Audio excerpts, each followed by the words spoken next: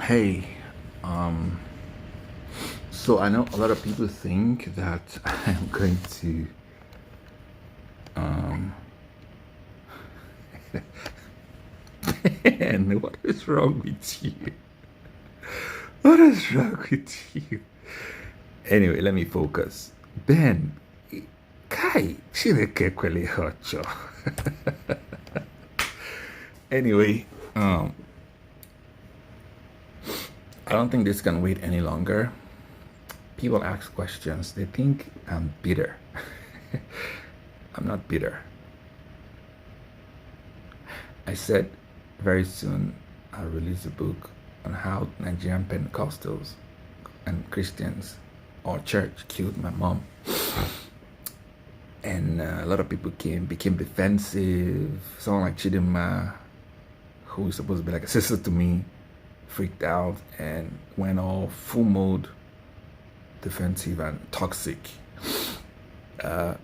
People like her have what you call handmaid syndrome. It's not something I'm going to go into.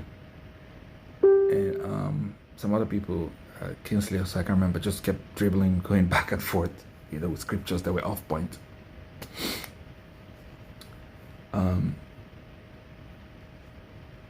Oh, even my dad called me.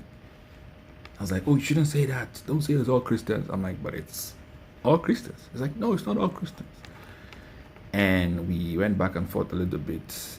I reminded him of the story in First Kings chapter 13 or so about the old prophets. There was this time where the king Ahab, I don't remember who it was, God had given, so that's weird because God had given them, all the prophets in Israel at the time, a lying spirit. And they told the king to go and, go to war. He's going to survive. But then God sent this particular guy. He says, go tell him that he's not going to survive, he's going to die. And when you go there, don't eat anything, don't drink, don't say hi, just go home. He goes, does his job, and is on his way back. And then an old prophet shows up, hears about him, runs after him, and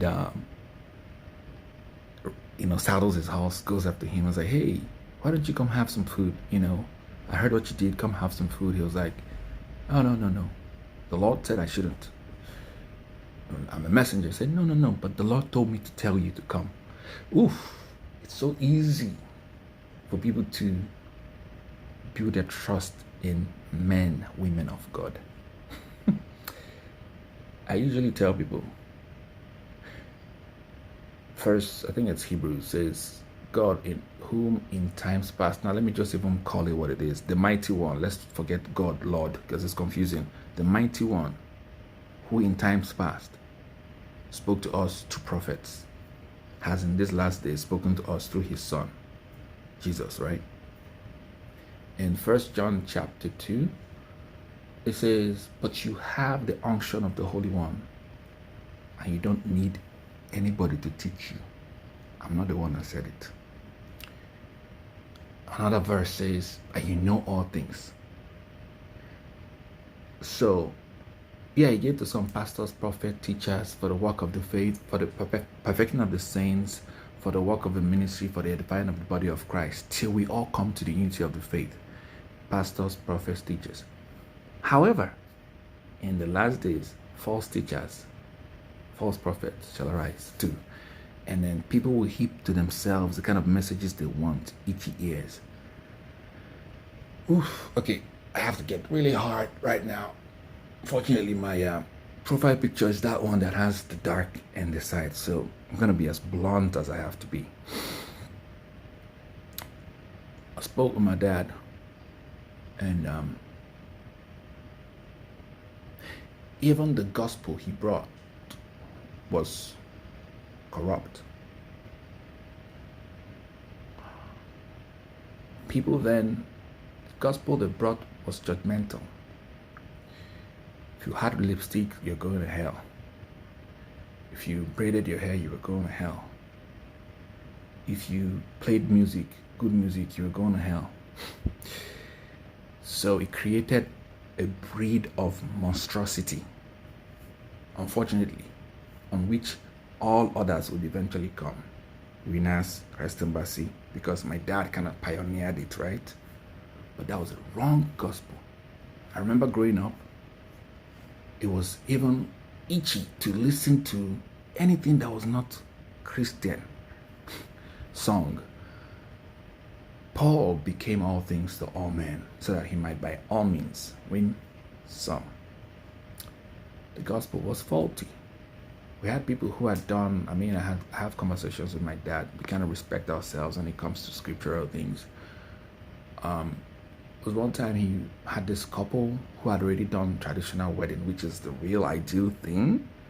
And they asked him, so are you going to wed them? So the church was ready to, you know how people are waiting for you, like the Pharisees and Jesus, they're waiting for him to make a mistake. So because the majority were going to kick against him, if he had wedded the couple, he told them he couldn't wed them.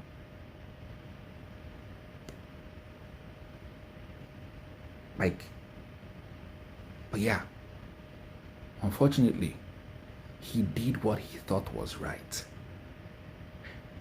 People do what they think is right, and you can't blame people for doing what they think is right. What's this other guy's name? The one that said the TV was the devil's box. Kumuyi. Today he preaches on the devil's box. What does that mean? Men are faulty. Humans are faulty. Humans have viruses in them. Humans are like corrupt systems. They have malware, they have spoof, whatever you call it. Human beings are not perfect, meaning we are prone to errors. I'll tell the story again. The Pharisees really thought that Jesus was not Jesus, because Jesus was supposed to come from Bethlehem of Judea. But because his dad had migrated when Herod wanted to kill him, and then didn't go back to Bethlehem, but went back to Nazareth, and because he even had a nickname, like they call me Dikaman or Tosiem or Madness, or like I have different nicknames. So his name was Yeshua Nazaret. That's Jesus of Nazareth. So ideally, Jesus was from Nazareth, but he was from Bethlehem. So people acted based on their own knowledge or what they thought was right. And that made me start thinking, if only the Pharisees had decided to have an extra conversation with him. Hey, where are you from? Not, but you're from Nazareth. So they were not asking questions, they were directly attacking him. Somebody, Ikechi, asked me, because I read the comment, I didn't even want to bother myself to go back and forth with people like that. He asked me, how can you be saying this after my father is a preacher? Like, because my dad is a preacher, I should not say the truth? Let me like understand that. So here's the thing.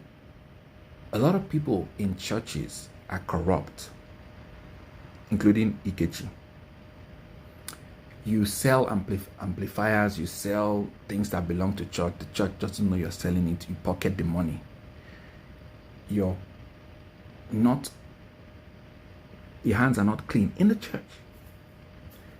And you have the infantry, the guts, to tell me, so is your father not the pastor? Why are you doing this? The system is corrupt. The system is messed up. It's a tribalistic system, for one. It's like here in America, where most churches are, let's say in Houston, there's a church that is combined with mostly Nigerians and white people.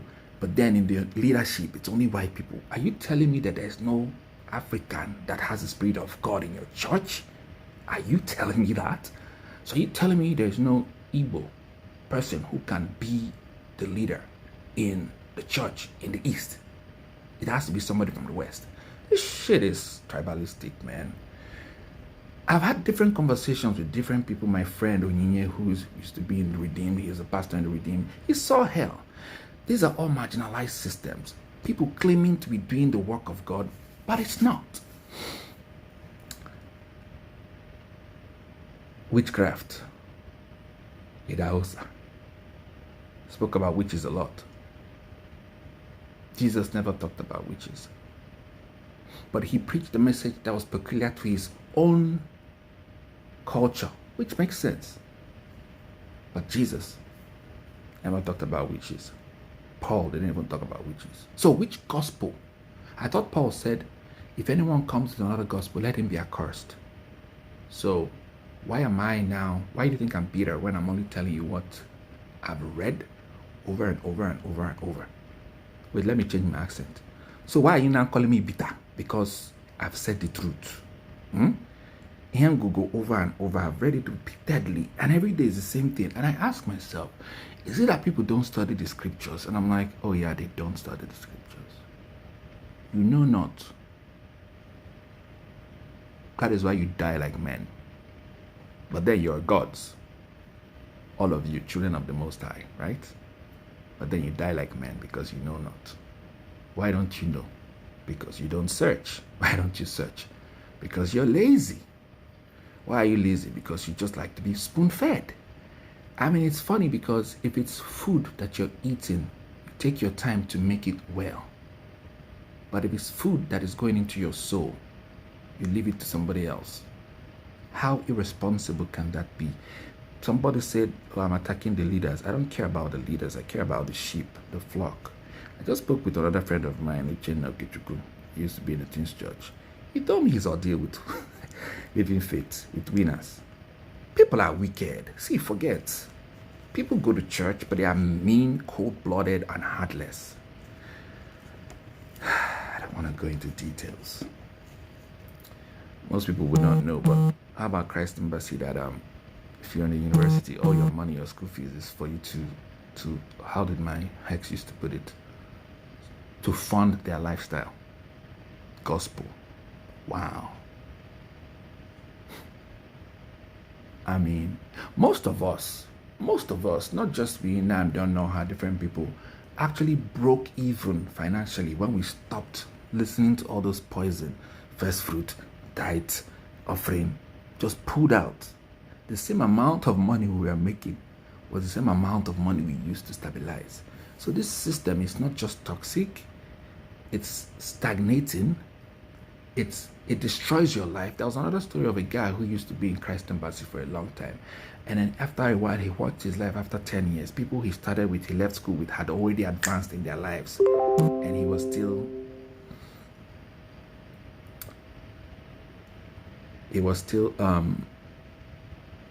someone was called from my mom's burial. And see, I'm not bitter. I'm just tired. I'm tired. A lot of people are tired. I'm tired of seeing people used, abused. They asked Moses, how do you know a false prophet? He says, when a man prophesies, thus says the Lord, this week is your week, and that which he said does not come to pass, don't regard him. Don't fear him. He hasn't spoken of the Lord, but he has spoken presumptuously. That's how they say it. Meaning, he spoke from his own head. And these people tell you, this week is your week. It doesn't happen. They tell you, no, it's because you don't have faith. How manipulating can that, how low can that be? It's not just gaslighting. It's the highest level of, I don't think it's fair. You're fake, but then when people realize it's not working, you make it worse to tell them it's because they're not doing well. So you now have people who have low self-esteem, who think their faith is not high enough to connect with a God who is supposed to be merciful. You are evil. You guys are wicked.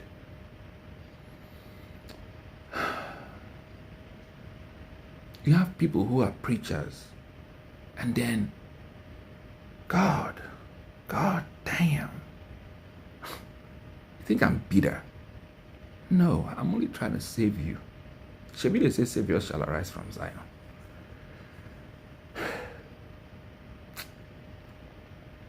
People just go post scriptures off point. Yeah, just typing. Not making any sense. You think I want to argue with you? You think I like to argue with you? I mean, I've read the scriptures a couple of times over and over and over and over. You probably haven't even read it once. So how are you? Even your pastors haven't read it once. So how do they know the truth that they're telling you? Like, how are you sure it's not being taken out of context? There's one. The gift of a man maketh room for him. He shall, appear before kings. And you think it's gift, talent. No, it's bribe. Bribe, read it. It's gift, bribe. The bribe of a man. That's what it is, because a lot of people with gifts don't necessarily meet kings. In Ecclesiastes, it's there. The race is not to the swift, the battle is not to the strong. I've seen the smartest man doesn't always win. So it has to be balanced. Stop preaching, it's poisonous. So you just confuse people, and then they begin to hope, and then they keep going to church, keep going for what God cannot do, does not exist. Now stop all this nonsense, man. I'm sorry, man, but stop all this rubbish. Guys, use your head.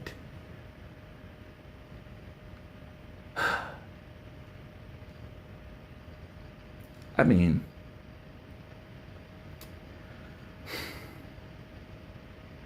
so what do you know? You're now saying that Christianity no better than people before you? Excuse me.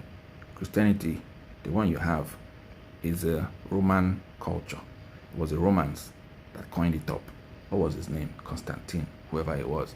2 AD or 3 AD. They stole the way of life of the disciples of Jesus. And now started modifying, adding, editing, modifying, adding, editing. Gave us a white boy with blonde hair and blue eyes. Jesus, white. Yeah, Jesus is white, but Yeshua is brown, not white. But, I mean, that was a religion they used to conquer. Rape your people, rape your ancestors, make you slaves. They used the same religion to divide Africa with pen and paper. The same religion.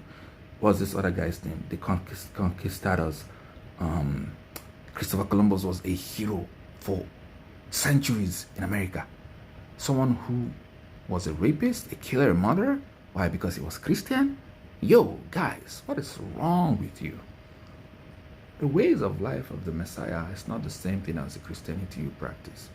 Nobody has told you before, I'm telling you. I mean, maybe you've heard it before. Maybe Muslims have told you, but you didn't listen. And then this whole, don't listen to Catholics, don't listen to Anglicans, don't listen to Pentecostal. Listen to yourselves. It will help you understand the things that you're doing wrong. And if you're honest with yourself, you put it aside and move forward. Mental health. Your preachers and leaders go for therapy, go for men, even go for physical checkup. But they tell you to have faith. And then you are stupidly and naively dying. I say, oh God, he did not heal me. It's not God. God has nothing to do with it. Do not drag God into your ignorance. Let me tell you something. Genesis chapter 2, the Creator says to Adam, of every tree in the garden, take care of them, but this one don't eat. In chapter 3, the serpent says to Eve, has God said don't touch? Eve says, very interesting response. Oh, he said don't touch. No, the serpent asks, has God said don't eat? Eve's response was, oh, God said don't touch and don't eat, that the day you touch and eat, you die. Where did touch come from? And then the recording says, and after the woman had seen that the fruit was good for food, she went ahead and ate. So if I believe that touching is going to kill me and eating, and then I touch and I don't die, of course I'm going to eat. And now, Christ Embassy, I'm going to commend them for one thing. My second sister, Ifeanyi, used to be there. I was in BIU then at the time. And of course, I hated BIU. It was so religious and all messed up. So I was attending Christ Embassy. There's something Pastor Tom will always say, and Chris used to say it as well. Go home and study to verify, to see if what we're telling you is true. And they will quote Acts 17:11. I can never forget that scripture for the rest of my life. The Berean Christians were more noble than those of Thessalonica, because after Paul and Silas had preached, they received the word of God with openness, but went back to daily to check to see if those things they said were true. Your so-called apostle of grace, that you believe everything he has said, these people went back to try to verify if Paul was saying the truth. But somebody who was born 6,000 years later says something, you believe he took line and sinker. Kai, Meanwhile, when you're going to shop, you check whether it's organic or non-GMO. But once it's coming from, like, what is wrong with you people?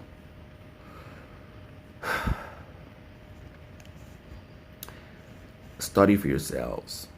Something, Paul wrote, he said, faith, whatever is done without faith is sin. But New Living Translation says, whatever is done without the conviction of God's approval, it's sin. Meaning, and Paul explained a little bit. So if buying a phone is not a sin to me, if my mind does not prick me to buy a phone, I'm not sinning. My conscience is clean. But if my mind pricks me to buy a phone, my conscience is not clean. So if I want to buy an iPhone 12, for example, but I'm owing somebody money, and my mind tells me what you're owing, I shouldn't buy it. If I buy it, I'm sinning. I'm a criminal because I'm owing somebody and I don't need it. It's personal. See? It's not in groups. It's not like, oh, should I eat pineapple? And I know I'm gonna have reactions, and I go ahead and eat the pineapple. And I'm like, oh God, save me. Like, what is wrong with me, right? It's personal. Your walk is personal. Have you ever wondered how Abraham knew it was God that spoke to him? Get that, and he moved. Have you ever wondered whether God spoke to Lot to move to Sodom and Gomorrah himself? I mean, you don't know. It wasn't said. It wasn't written, right? My point is, you just have to open that book for yourself and start with it. Oh, but the 66 books, where do I start? Hi, Chineken. Most of you are graduates. Where did you start? Well, tell me, how did you start? Did you not school for okay, most of you are not graduates. Most of you are still in secondary school. Whatever. Point is, you've gone through a level of education and you put in your best to learn medicine or like me, computer science. You put your best, but then what you say is your soul food. You don't do anything about it. Let me tell you, I have a friend, shout out to you, Junior. 2013, we had a conversation and he tells me, you're not a shallow Christian. You sound like a Christian mystique. I'm like, okay. He is Ekanka. And we had our conversation and he said that I'm grounded. I didn't feel proud. I felt sad that others were shallow. He said that they are shallow people. He said all the Christians I've spoken with are shallow. And no offense, Christians, you're shallow. Very shallow. Oh, my pastor said, my bishop said, that the GO said, and then one of your so-called leaders, who my father actually ordained, is insulting another person that calls him out and says, bloody, look at him like a Somalian. What is wrong with you? So what makes you think you're better than Somalians? Nobody called it out. Everybody just said, hey, he's a man. Defense is started. He's a man after all. That's because he's a man of God doesn't mean he's a man. Shut up. Michiano. Shut up. Like the way you defend these people as quickly as you can, but then you don't defend your brother who is dying. There's a problem with you, man. Let me tell you something. My mom was very religious. Extremely religious. I mean, extremely religious. Like, yo. But guess what? A lot of our parents are like that. You know? Even those that think they're progressive are very religious. Very judgmental people too. But there's something I noticed about my mom, which kind of gave me peace of mind when I spoke with my niece about it. So, she was 5, parents died at the age of 5, she was orphaned at 5. From the story I know, if anybody comes and tells me something different, and then she lived with her eldest brother, and then there was a war at the age of 12, and then it extended to the age of 15. So her teenage years were in the war. What people don't understand about that war is that if you're not Igbo, you don't have an idea what we're talking about. Your lives continued. Like, you lived your life, went to school. Igbos, their lives stopped. People in the South, their lives stopped. They saw war. They saw people die of hunger. So their minds were messed up. They have what you call PTSD. And they were never treated. They were not listened to. They were hushed. Then they were oppressed again. They lost their jobs. They were kicked out. And they were given only 20 pounds. And then they found consolation in religion. I mean, it makes sense. Unseen being somewhere is going to fight for us. So it became a thing, right? And then preached, did everything zealously. Miracles happened, miracles, and everything's just happened. Problem was the culture. Started criticizing people who were not like you, because people wore trousers. Women, you said they were sinning, going to hell. Yes, after all, everyone should know where that pertains onto a man. Oga, the original Hebrew wasn't talking about clothing. It was actually talking about sexual relations. So you should not treat a woman like a man like a woman. It was omitted. Well, how do I know? Because I study.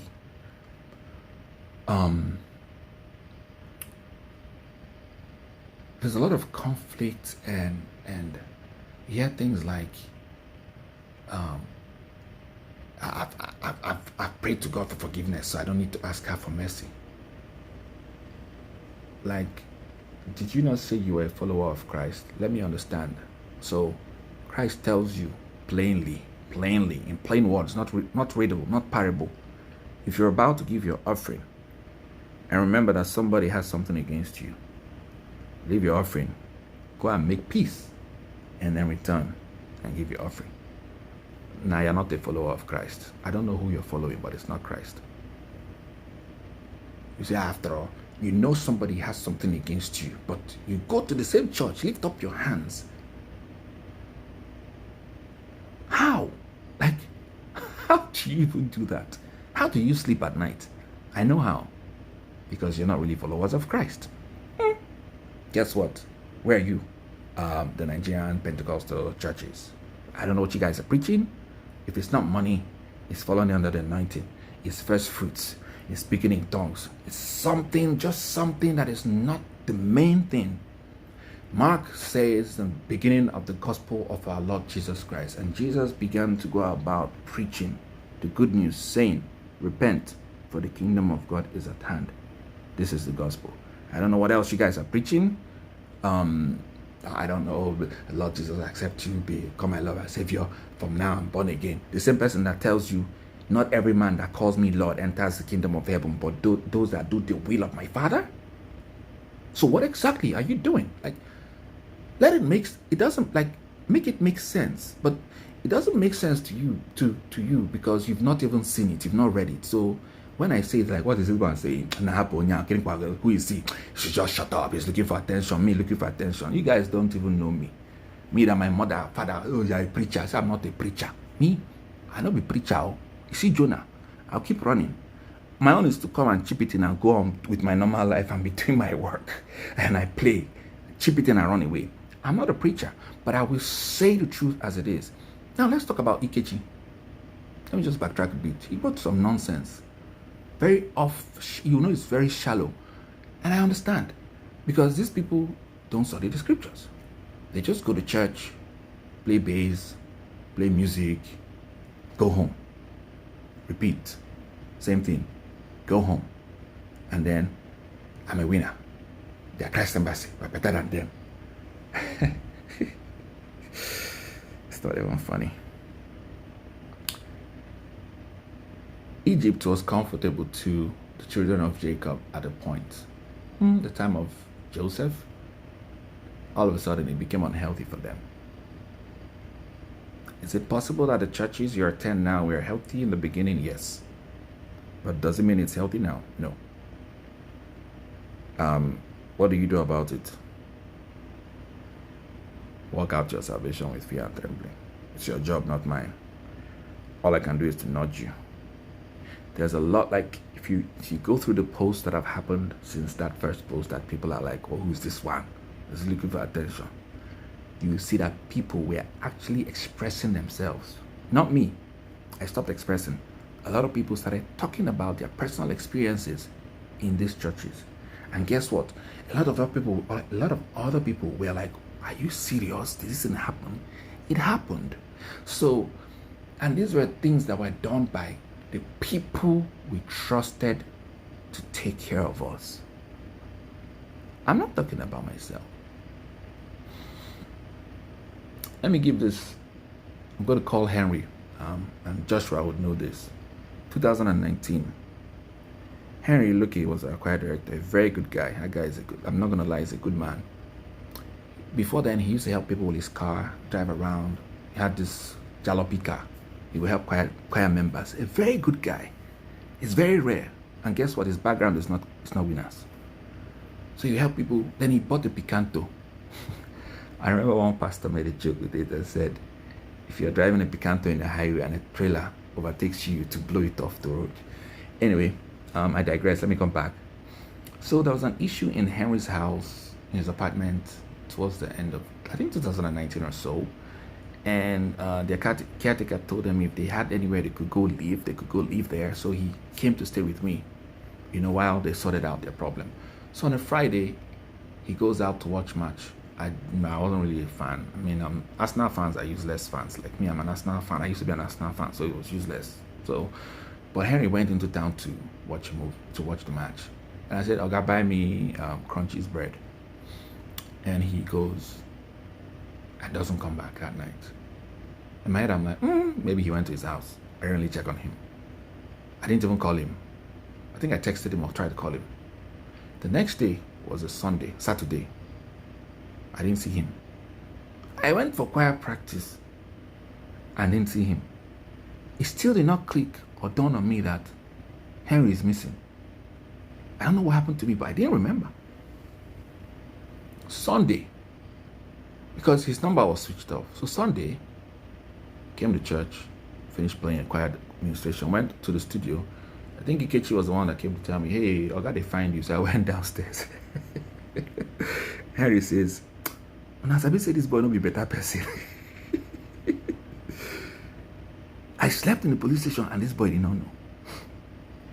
So what happened to Henry was that when he finished watching his match, he, from what I could recollect, he stopped over to buy some drugs at the pharmacy, and some hoodlums, put him at gunpoint and stole his car with my bread inside that car. My Crunchy's bread, and then zapped. And he ran to the police station. Should be the one of the nearest ones, and they told him that's not where it was gonna be handled. They should go to the other ones. He went to the main one, state CID or so. And those criminal police people detained him and said he was a criminal, that he was trying to implicate, like he was trying to organize his boys to get them killed. And they detained Henry. Wow. So Henry had stayed there that Friday night. I did not know. Was in cell Saturday night. I did not know. How did he get out on Sunday? Winners has a lot of people in the force. So one of the deacons was going, now saw him behind bar, like, oh boy, what did they do here? He now told his story. So that's how Henry got released. So while he was telling us the story, now I'm going back to where I was outside. I finished playing. The church service was going on. We were outside, talking. He was talking to us. And then I remember Joshua saying, "Oga, your car will come back." And I also remember me saying, "Oga, your car will come back."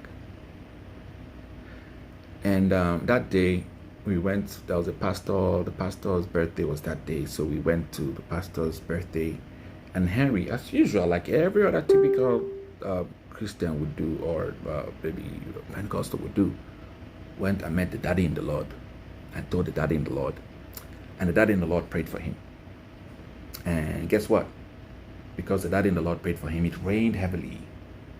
And then his car, people that stole his car, was trapped behind IMSU back gate. Before you get to 4-in-1, like the car was, so some patrol team people were passing and saw the car with the light on, and then they looked, nobody was there. The ignition, the key was in ignition, and then they drove it to the station.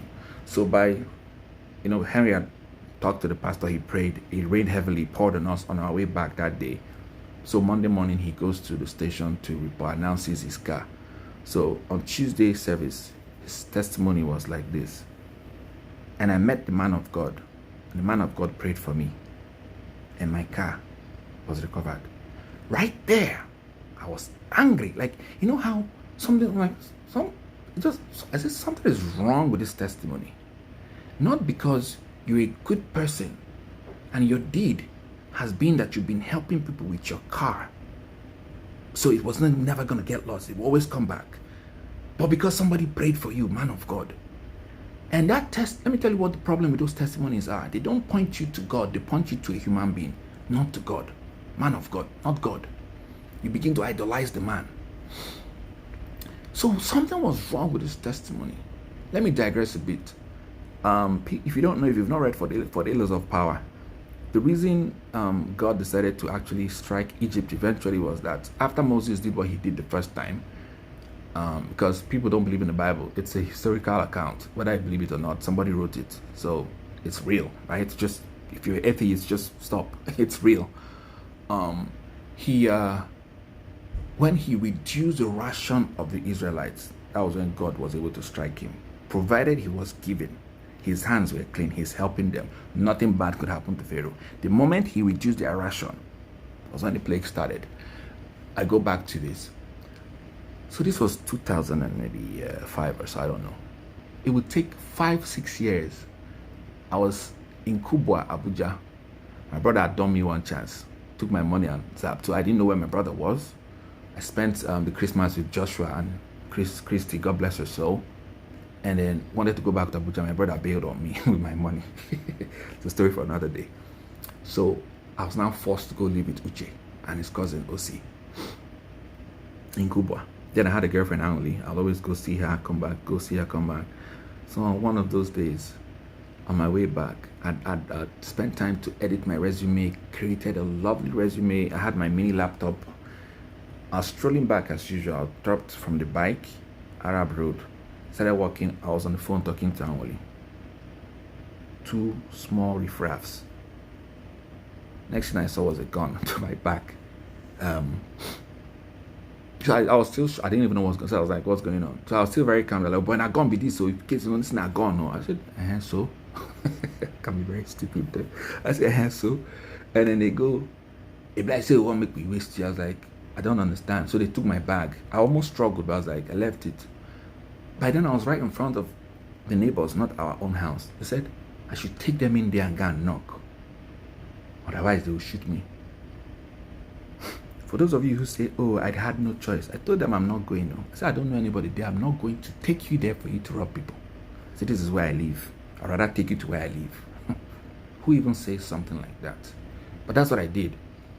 And I took them to where I live. Unfortunately, I felt Uche and Osi were at his mom's because they usually go there every weekend. So I just felt maybe they would just see nobody and rob and go home. Next thing I saw was, unfortunately, Uche was at home. I opened the door. There was no light. God, Nepa, hi, Nepa is useless. No light. So Uche didn't even, he was sleeping. He didn't even know there was torchlight on his face. He didn't know they hit him a torch because me, I was already lying down. And they told him to bring the money, that they can smell money. He had a lot of money there that day, but he just didn't give them. They took my laptop, took his laptop, took Osi's, a lot of stuff, and left. Locked us in the toilet. I'm not even gonna say Uche had like black belt, could have kicked them, because if a door opens away from you, it's easy to break it open. But if it opens inside, Uche gave this in 3 kicks and it opened, which means if he had kicked them, they were just 2, they would have died, right? But he didn't do that anyway. I don't know. Maybe that's why I'm learning Taekwondo now. Anyway, so they robbed us and left. But we were at the point in our lives where we were so calm. Didn't even say anything. The next morning, because my Bible was in my laptop, I just took Uche's big, he had this massive Bible. I kept reading. So Saturday, right? That robbery happened on a Friday. So on Sunday, we went to church. Kubwa, Dunamis, Arab Road. Uche was a choir director, so he was almost, Uche was already thinking like I was. So he didn't meet the pastor to tell the pastor anything. I didn't tell pastor anything. I got back home and the neighbor told me, Like, I've forgotten his name. I think he's hi. I've forgotten the guy's name. He's also my friend on Facebook. He said, there's a police guy that came to look for you. So we slept that night. Monday morning, early at 6 o'clock, this officer comes back. He knocks, because I used to sleep in the living room. I opened the door. He said, hey, I'm Officer Arubo. Are you the guy who was robbed when you came down from a bike? I said, yes. He said, your items have been recovered. I said, okay. That house did not have an address. I forgot the story. So after we were robbed, I went to that morning, because my international passport was in my bag. I don't want to be implicated. I biked to the Arab Road Junction, the one that leads to Kuje, whatever, and spoke to the Mopo guys there. They said I should go report to the police office in Kubwa. So I went and reported. So maybe that's how they got clues. I don't know. So how they knew where we lived, I don't know. How an armed robber who has robbed everybody will remember who he robbed, where he robbed, I still don't know. But he came to the house and told us, right? So after he left, I sat down on the floor. I just heard, I'm not going to tell you God told me, I'm not going to lie. I just heard, I am Jehovah. I do what I please. You don't have to ask me. Did I not just do it without you asking me? I was like, okay. And then he took my mind back to the story of Henry and why I was angry. So Henry is a good guy. What helped Henry was the fact that he was helping people. But because now the thing is, we do a lot of things. It's fair if we give testimonies and say, I did this, I did this, I did this, I did this. So choose which one worked. But to now single out what you think, because it was a culture in church then, every single testimony had to be, and I met the man of God, and the man of God prayed for me. It looked like that's how they rehearsed every testimony. That's how all the testimonies sounded. If that is not idolatry, what the hell is that? And I met the man of God. Who the hell is the man of God? Let me understand what that means. Are you not kings and priests unto your God? You don't know you're a king and a priest? You don't know that you're a king and a priest? God. Anyway, that was how that one was settled. Okay. We eventually got back our laptop. Of course, Nigerian factor, they wanted us to pay more and frustrated us at SARS.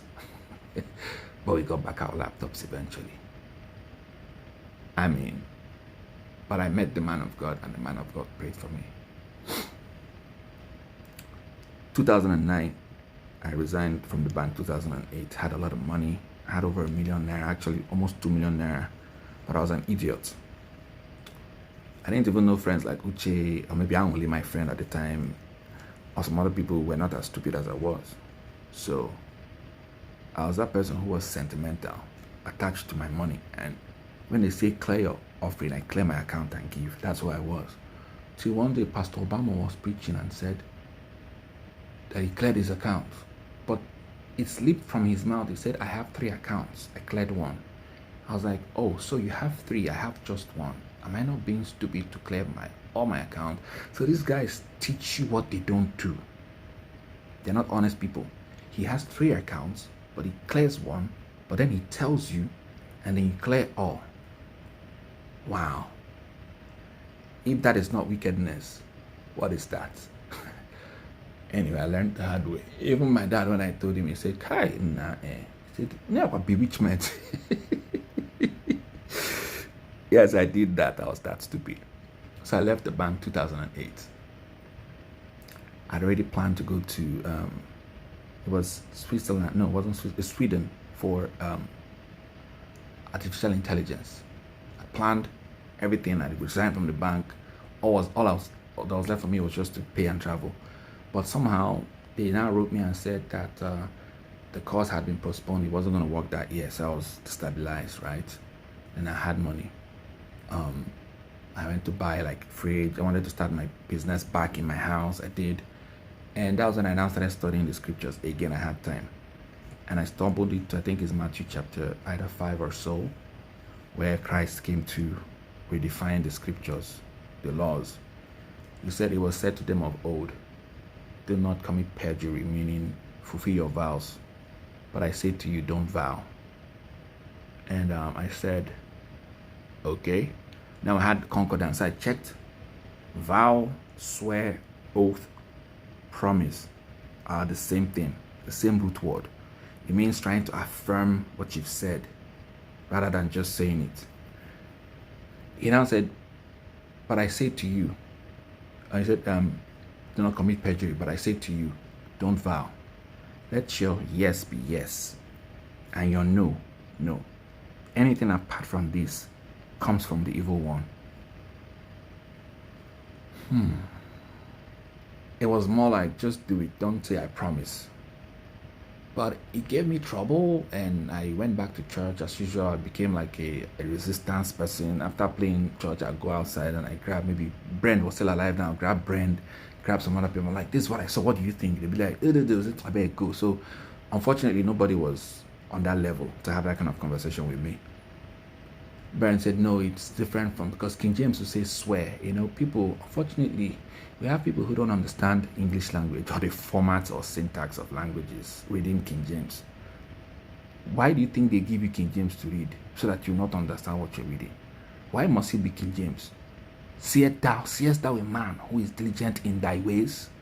How will it even make sense to you? They know you don't even understand English, and they are giving you that one to read.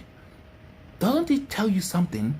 Why are you not reading contemporary English version or what's that other one? Like New Living Translation. It's King James. King James. That will say, suffer not the weak to live. It means don't allow a weak to live. But you twist it and say it means do not suffer. You don't even understand English. You don't understand old English and you're reading King James. These are all strategies. These are all techniques because they know you will not read that. Even when you try to read, you'll be confused. And they know you will think that King James is the original word of God.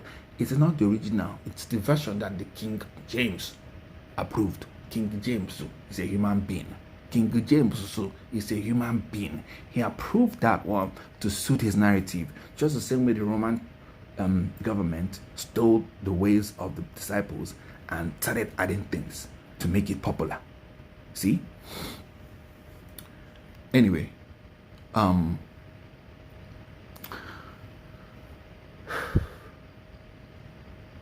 if you don't study, how do you know? It says, I will send you the Comforter and he will guide you into all truth. Another place it says, Jesus says, I'll send you the Comforter and he will remind you of the things that I've told you.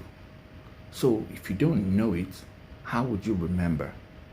And if you don't read, how would you know?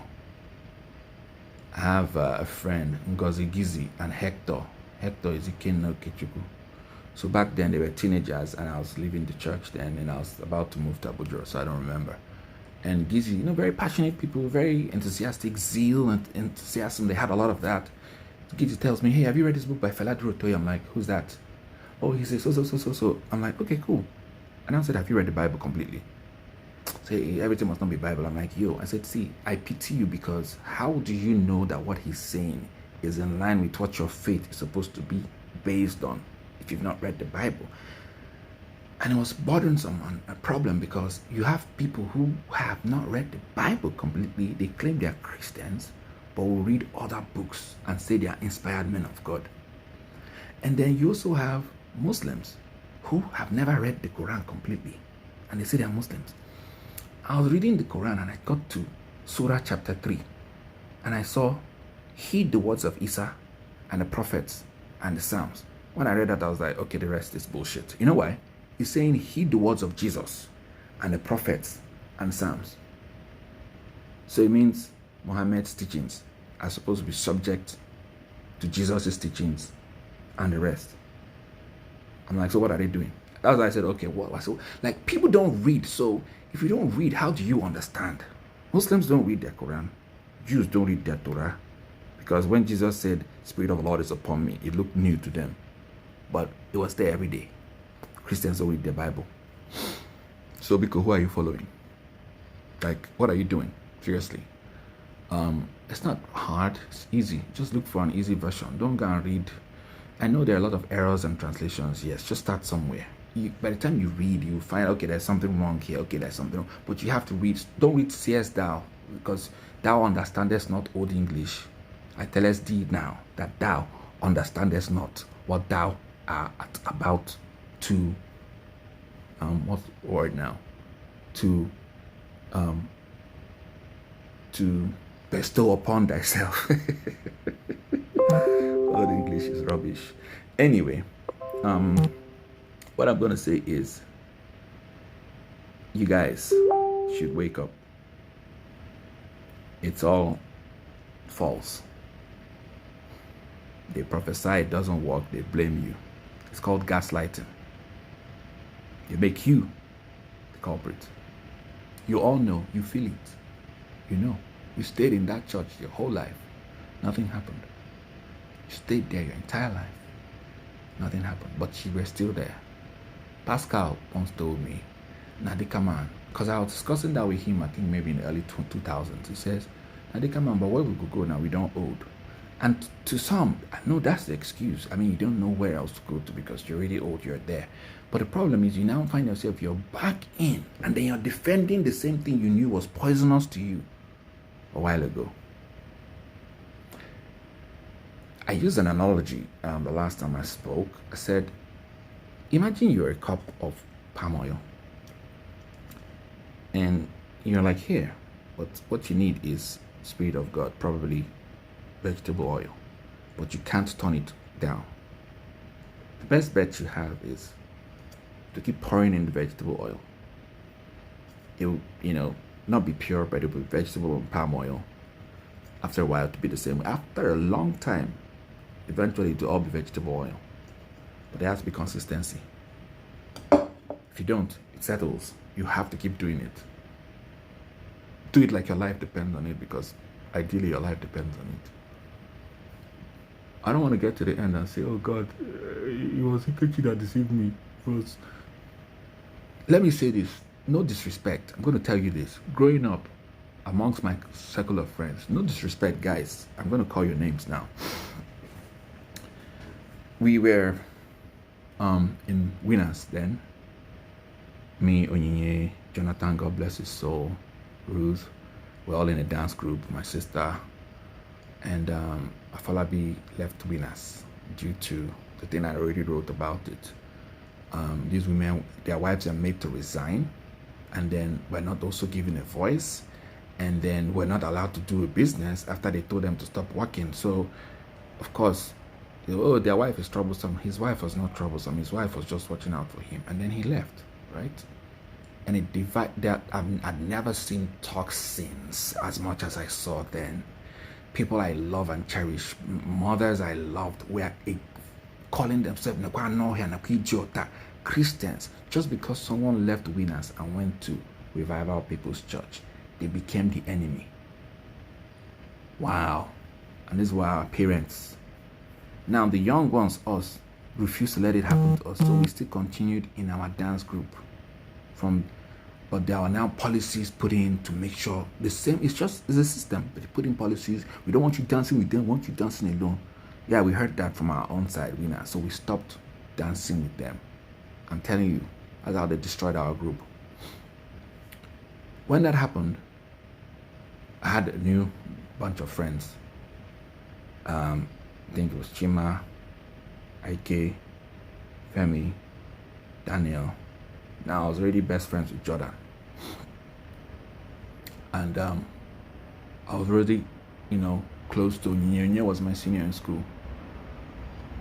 Jordan is somebody that read the scriptures, man. I think it was even Jordan's study habit that kind of made me, because he had this small Bible. Every time he's reading, I was like, Jordan's reading actually encouraged me to read. The guy read a lot of, so I started reading. He had this version of the Bible that he used to read. So we didn't really discuss, right? But he read and he encouraged me to, from what he was doing. But somebody who I discussed with a lot was Onyinye. So Onyinye was part of those who joined Revival, and then finally joined Christ Embassy. And I was in Winners. And we were both schooling in Benin. So when we got to Benin to school, he was in Winners, then I was in Christ Embassy. You know what that means? You're hearing two different things, and you're beginning to, on your own, this one is nonsense. Of course, this one is rubbish. So on our own, begin to sieve. So we'll come back from school, we'll stand like hours, we're discussing, we're saying, no, this one is nonsense. How can they say Holy Spirit in a bottle, falling under an anointing? Is like we could talk about it because we belong to both systems. We were like biracial kids who were neither black or white, they were both. So, or we're like somebody who was born whose mother is Hausa, father Igbo, and you're telling him to hate Hausa. We're like, no, I'm from both sides. So we were from both sides. So that gave us the ability to be able to divide and know what's wrong or right. But guess what? Every time I try to have that conversation with Chima them or Femi or Ike or Daniel, they were shallow. It was always about Toyedebo, talking about what Toyedebo has said. Even the fellowships were what Toyedebo said. And I couldn't have that connection with them. But I had it with Jordan or with Toyinye. I'm not judging anybody, but these were your leaders. Are you getting the picture? They only copied what was copied from the beginning. Now, don't get me wrong, Femi has evolved. They've evolved. Like, they're different people now, but I'm saying not all of them, though. Femi has evolved, and I was surprised when I spoke with him the last time. But then, those were the leaders. Pastor Dan, Pastor Femi, Pastor Chima. To the point where, I think it was Esther, got angry with me one day. I said, Chima. He said, it's Pastor Chima. I said, it's not my pastor. I'm in BIU, you're in IMSU. I'm in Benson Idausa. So it's not my pastor. Why should I call him Pastor Chima? Like, that's how bad it was. This is the environment I grew up in. This is the environment that spread to become something else. How can we be healthy spiritually? We're not healthy spiritually because we were getting it wrong from the beginning, because when the foundation is faulty, everything you're building on top is faulty. I am not sorry I'm saying these things. I'm only sorry I said them late. We're almost 40 and 50. We're halfway through our lives. It's now hard to change. I'm sorry I said them late. I'm sorry I refused to do my job a long time ago. I'm sorry I was hiding in the shadows. I didn't want to say anything. That's all I can say, you know. I'm sorry it took this long, but I've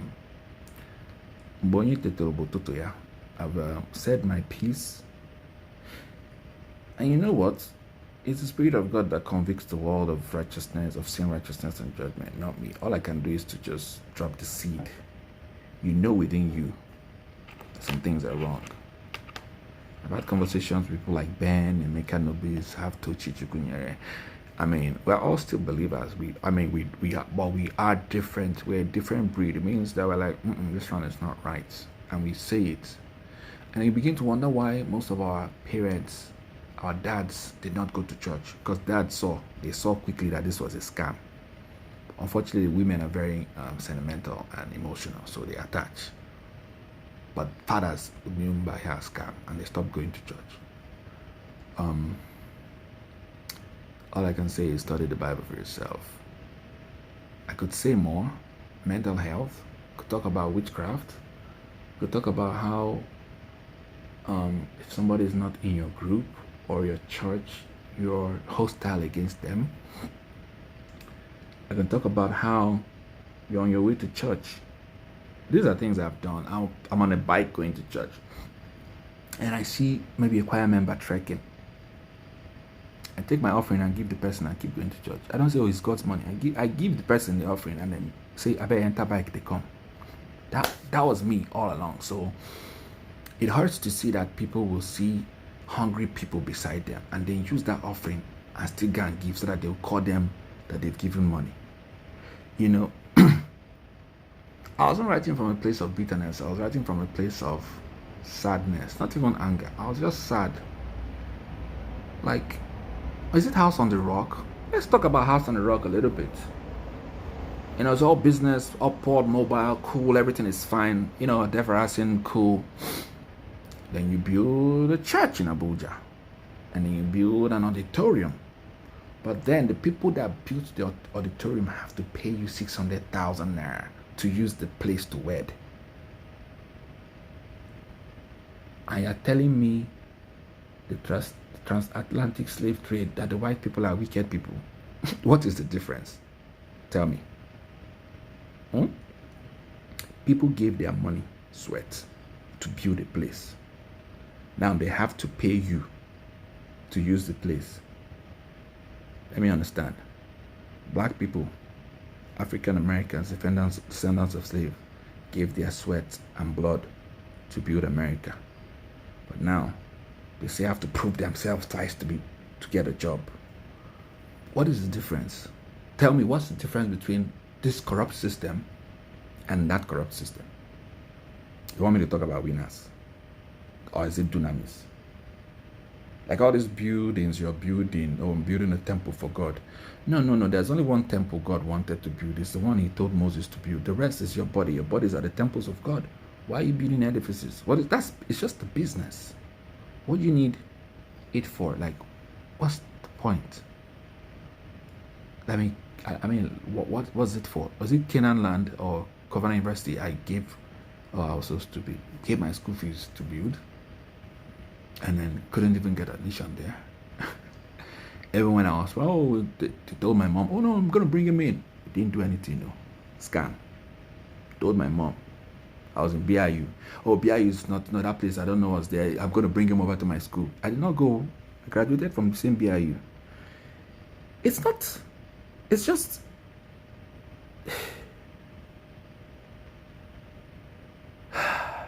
Chris, you're killing me. Out of anger, started preaching nonsense. I even used that one point. That the word husband means owner, lord, master. Shut up. That's not what it means. Michiono. Stop confusing people. Of course, people are now gullible. They won't read, so they will believe you. The woman is not subject to the man. And there Paul wrote, who the hell is Paul? Paul wrote what? What did Moses write? Did Paul not tell you, follow me as I follow Christ? Did Paul not tell you, be followers of me as I'm of Christ? Be imitators of me as their children. Like a woman is supposed to be subject to a man. Where did Moses say it? The first time I had that conversation with Tochi Ekokoro, he refers to Genesis. A curse. You refer to a curse. Where God said, your desire shall be to your husband. A curse is what you refer to. Then you turn again and say Christ has redeemed us from the curse of the law. Wow. Wow. I mean, people can argue until, because it's the same thing with Pharisees. Once they think they know it all, it's hard to have an argument with them. It's all one way, tunnel vision. They're not open to have conversations. I mean, no matter what you say, it's going to still be the same thing, like Pharisees and Sadducees. I get it. Intelligent people are like that, unfortunately. I used to be like that. But now I listen. And because I've listened, I've become the way I am. Listen to other people. I spoke with Jehovah's Witness. Had conversations with them. Had conversations with Muslims. Had conversations with Ekanka. Because if you say you have the gospel, you have the answer, why are you running away from them? How are you going to tell them if you don't talk to them, right? My mom. Oh man, I loved my mom. I did. My mom prayed so hard. She prayed so hard that you couldn't reach her as a child. Like, her phone was always either switched off or she was never gonna pick. And then she'll call in the middle of the night. Mommy, can we have fun? I'm not one of these things now. And I was praying. My mom prayed. God damn, my mom prayed. Prayed. Damn. Nobody prays like my mom did. Yet my mom died alone.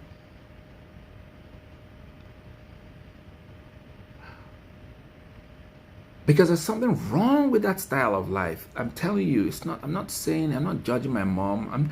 I told my dad, I said, do you know why Christ said, Father, forgive them for they don't know what they do? Because people really don't know what they're doing. They're doing what they think is right. My therapist told me, when I was talking about my ex, my ex is wicked. She says, no, your ex is not wicked. Your ex believes what she's doing is right. And that's the best she can do. And she's never going to realize that she's done wrong, except she eventually sees it. And even when she does realize that she's broken, she needs to be committed to getting healed. So, it makes it easier. Because people do things based on, like for example,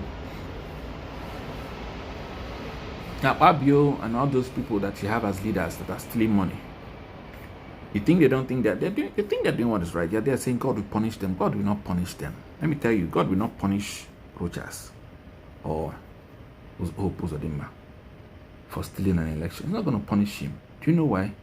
The one asking God to punish him, did you not cheat in school? Or, no, tell me, are your hands clean?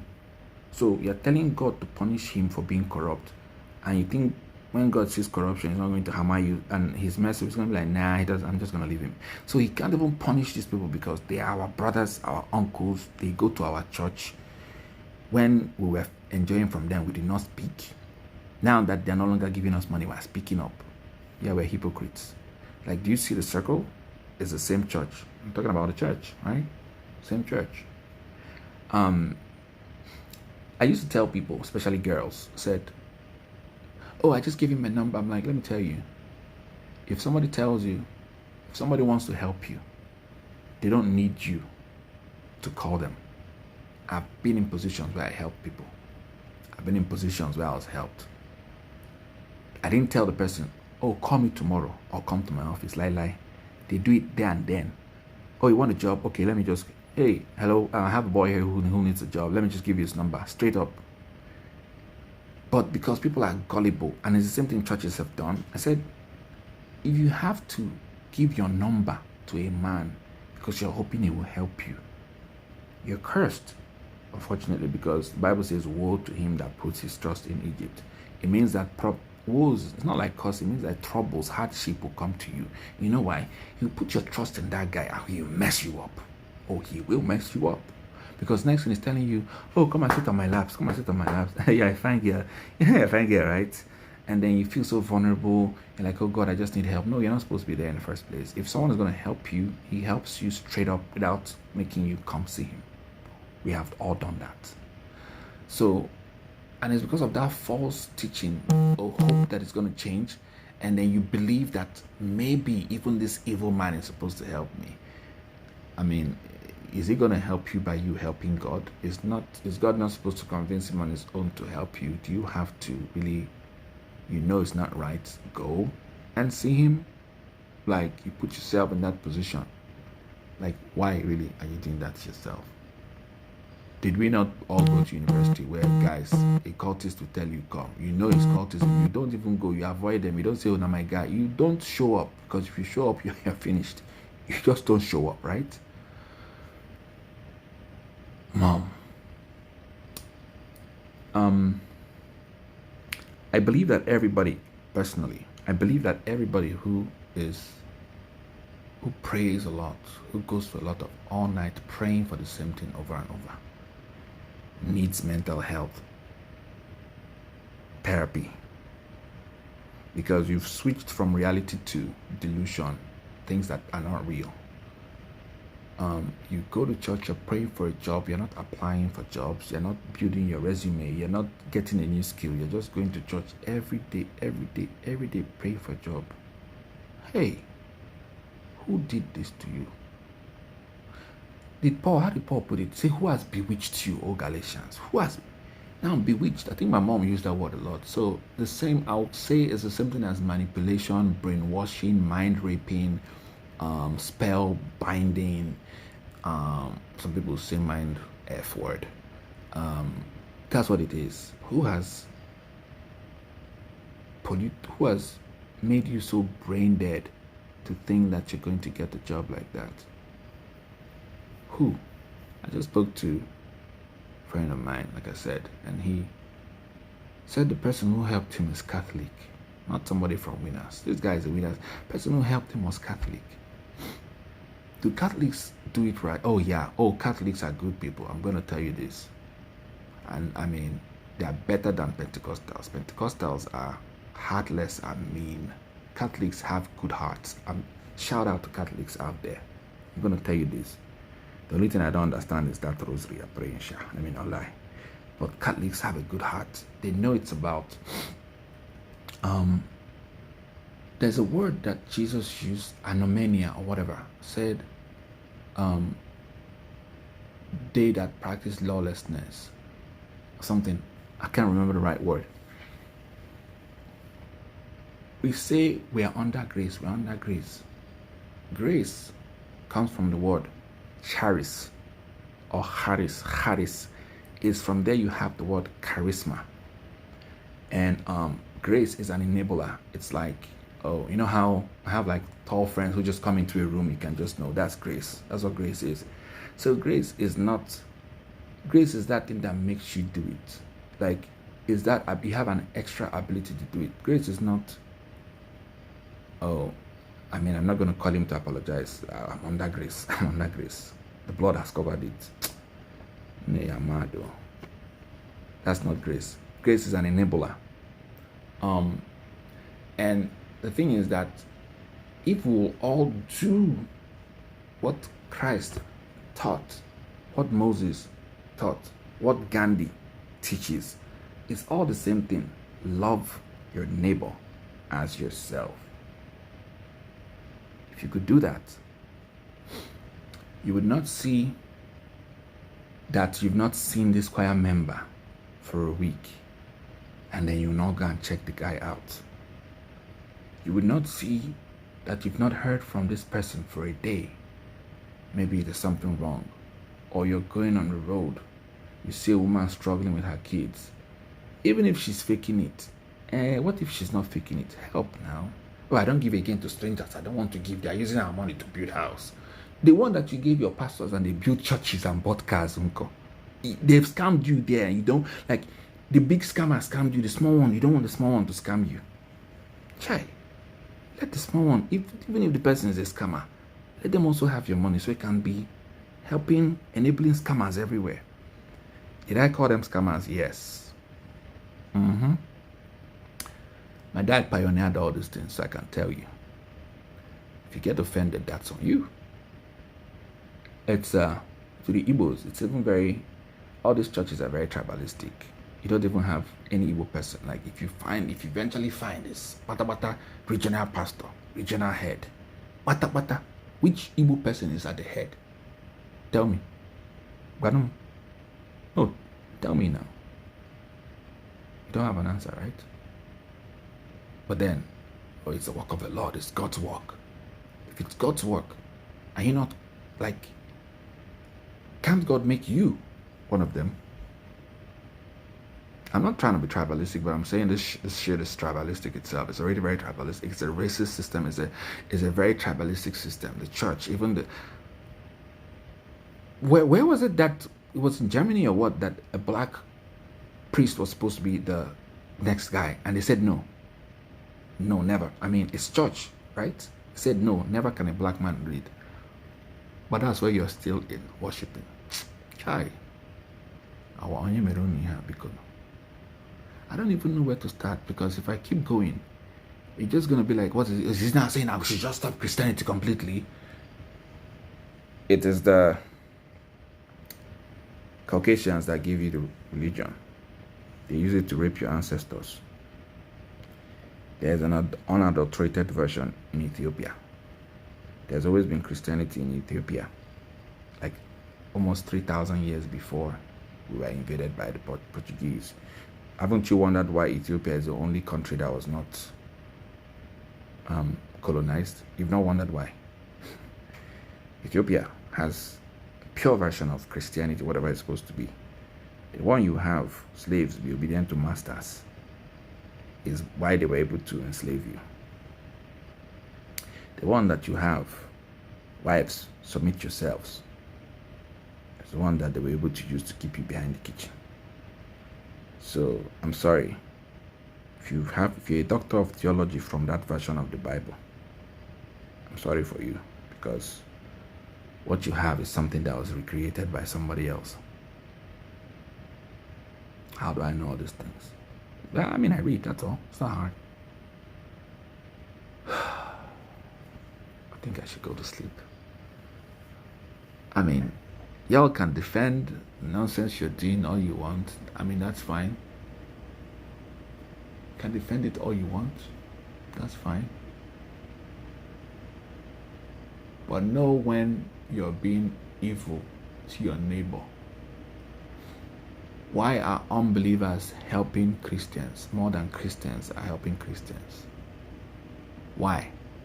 Why are unbelievers helping Christians unbelievers. I mean, these are even believers. Just because they don't go to your church, you call them unbelievers. Why do these people help people you're supposed to be helping, but yet you still castigate and criticize them?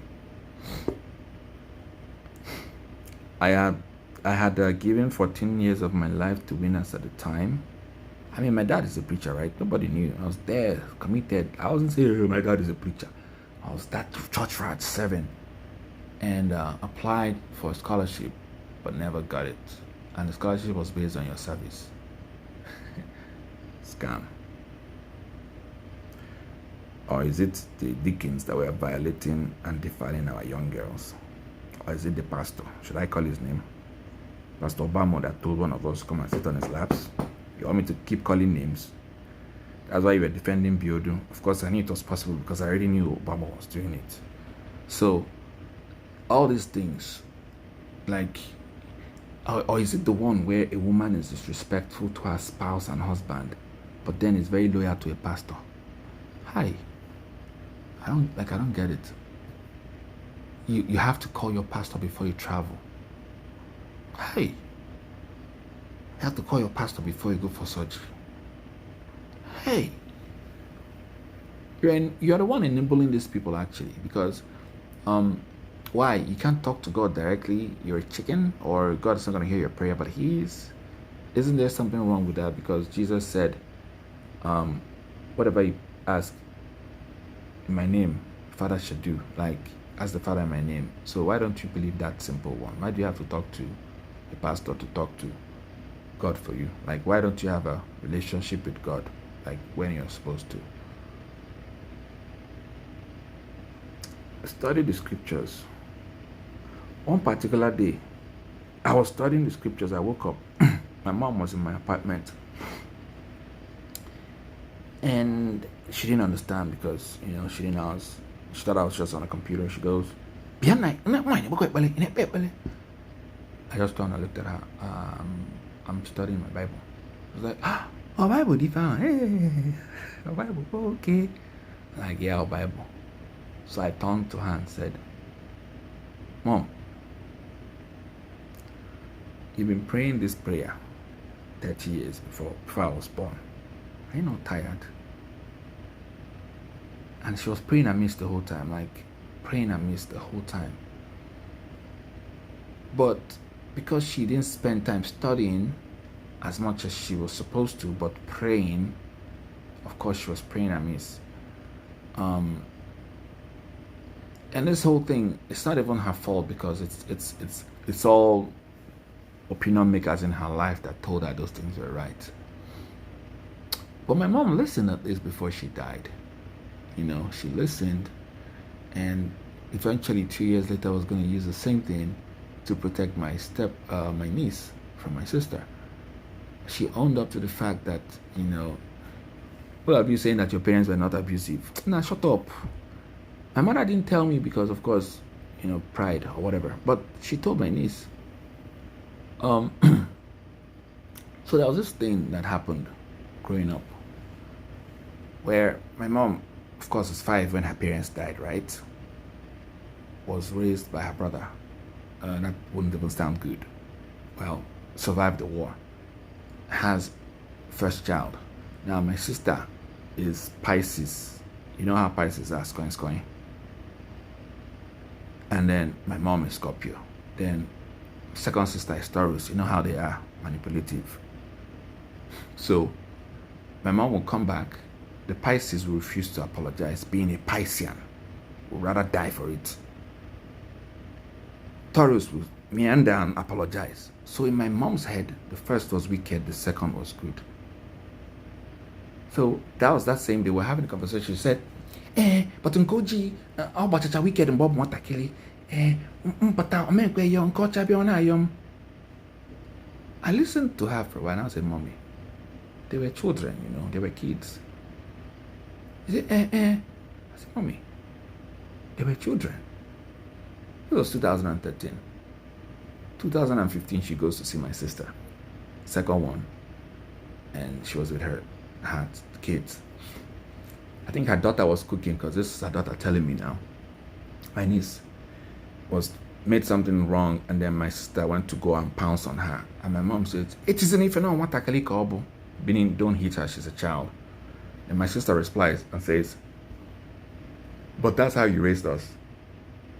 She says, "Yes, I was wrong. I wish I could have done it differently. And I'm sorry." She told my sister these words. And now called my niece aside and starts telling my niece how she failed my sister. Like, I didn't raise her right. Oh, but she whooped us. She beat us, but she says I didn't raise them right. That's somebody who was honest with the fact that she made mistakes in the past and she's learning to be better. Yes, of course, they will not tell you, because maybe I didn't have a child for her to tell me that, but she told my sister, who of course was very angry and never really told any of us until my niece told us. Why I'm saying this is we all evolve. We all get better how we want to, or we deteriorate, we get worse, but we have to be conscious and deliberate with what we're doing. If you want to keep going to winners, that's fine. If you want to keep giving your money, I mean, that's fine. If you want to keep being there, feeling anxious, hoping for one day God to answer you, peace. May God find you. But unfortunately, it's never going to find you. But may He find you, since that's what you believe. You have to take your destiny back in your hands. The hand that does not work, He said He's going to bless the work of your hands, but every day you are in church. The people you're going to church to see are on salary. You're not on salary, but you're spending your day every time they are there, they are being paid for being there. But every time you're there, you're missing money from somewhere. But your sense is not telling you that. How can you be saying that, Dicker man? Is this not where you were raised? Where I went and gave all my money. Okay, I didn't even finish that my story of 2009. So that Shiloh, I already made up my mind that I wasn't gonna give any of those seeds. Oh, I was so wrong. You know, I made up my mind. I was like, okay, it's not gonna work this time. They're not gonna play my mind this time. I'm just gonna stay. And unfortunately for me, Bishop Aremu climbs the altar. I mean, this was over the screen. No, I was not in Lagos. I was in Owerri. Over the TV. He says, tie your prayer request with a seed. Hey, it sounded very convincing.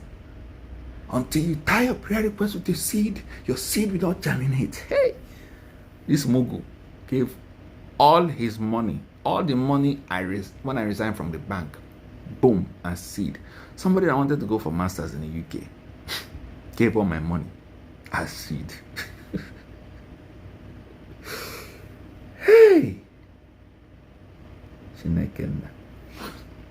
and now went to start mailing my friends Chima, Femi, Ike, Jordan, Sochi, Pico. I beg you guys, help me make I raise money for school fees. I'll pay you back. Chai.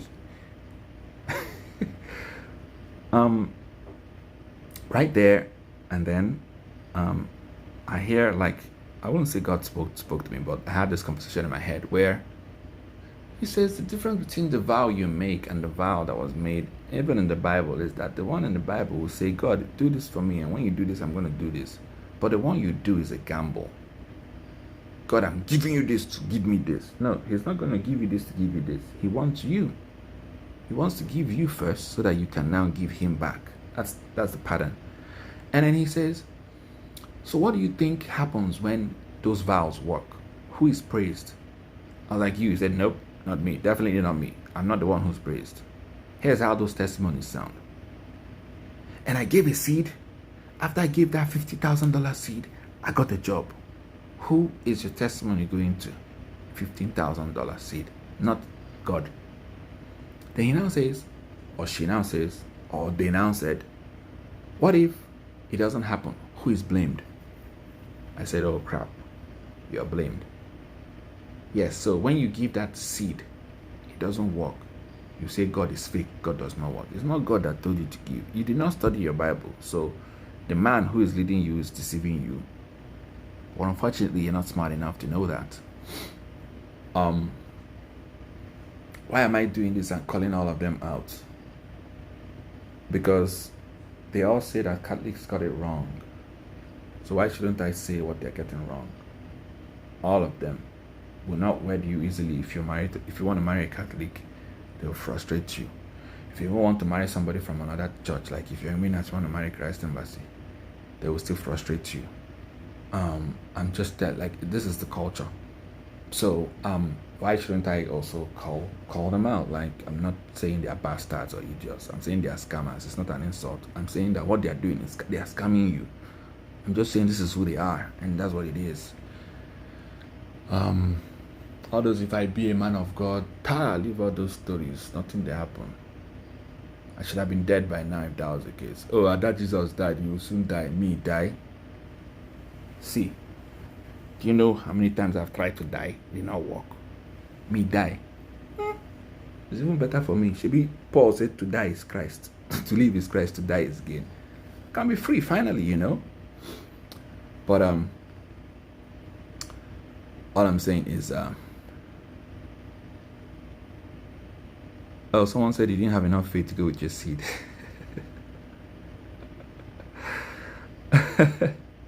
Yeah, that's the, I mean, but it's clearly there in Deuteronomy chapter 18 verse 22. If you prophesy doesn't come to pass, it's fake. You know, First Kings explains that those people had the lying spirit. How did they not know? And people believe them, but this guy comes and says what God says, and then the old prophet deceives him and he gets killed. What I'm saying is, the old is going and has to go. You cannot keep building your life and your generation the way you are. Every day you're looking for who to blame for your problems. Set yourself free. You should know the truth that will set you free. Most of you are bound. You're bound. I mean, I love the music. I love the community. It's good. You meet people and everything. But after that, what happens? I remember one time in a choir where I came in and they actually had this conversation amongst themselves, the leaders. They said, Dikama, that's my name. There's nothing you do to him that will ever get him angry. I was always smiling then. Until we got to that sovereign song that I told Mike that we were not ready to do. Mike would not listen. And Mike would wait for Ajiri, and Ajiri would not show up for practice. And then, and then on Sundays, like, let's do the song. I'm like, okay, I'm not playing this song. We're not ready. And I got suspended. Or actually, I walked away. I don't know which one happened first. So,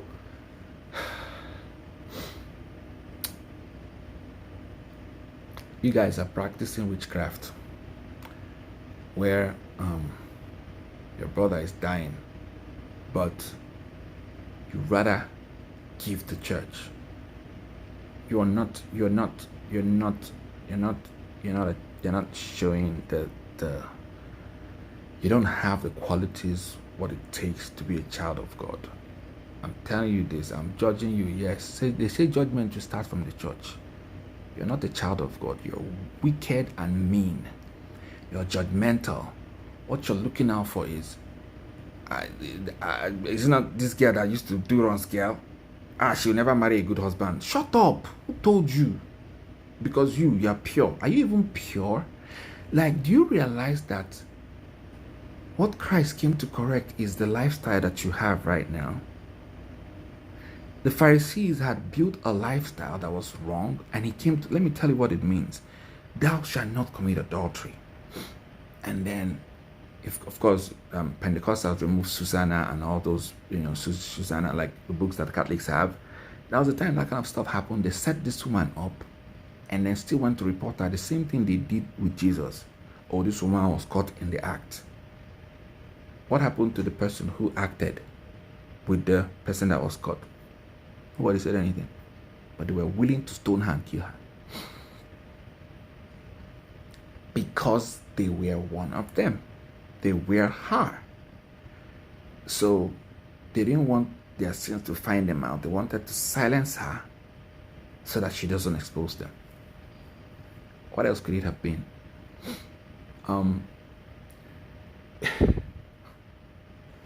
Just study your Bible, because study it's not hard. It's not hard. Leave King James Version. King James is old English. You don't understand English, so why would you even be reading King James Version? Don't read Igbo Bible because you don't even know how to read Igbo. Look for like a normal translation. If it's wrong, that's fine. It will have errors. Just read it for now. Later read another one.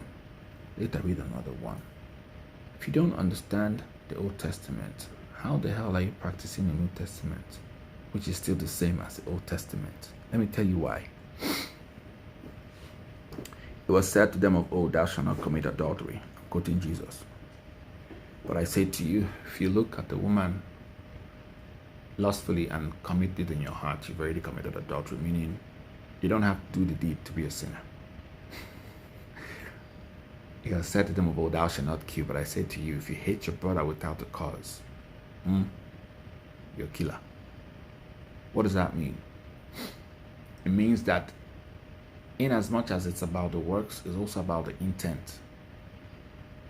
You don't really, I was telling someone recently, there are 4 communication styles. There's passive aggressive, there's aggressive, and then there's assertive.